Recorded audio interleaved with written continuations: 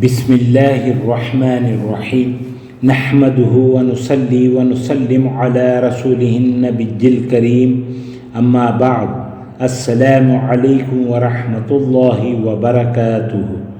معزز ناظرین و سامعین اکرام، رسول اللہ صلی اللہ علیہ وآلہ وسلم جب نماز سے فارغ ہوتے تو 3 دفعہ استغفر اللہ استغفر اللہ استغفر اللہ کرتے اور اس کے بعد کہتے اللہم انت السلام ومنک السلام ومنک السلام تبارکت یا ذا الجلال والاکرام۔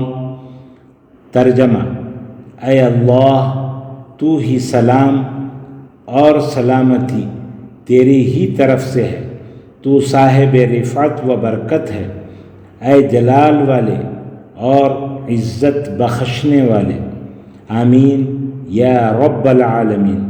صحیح مسلم حدیث نمبر 501۔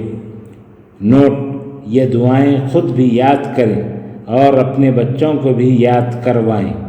اللہ تعالی ہم سب کا حامی و ناصر ہو۔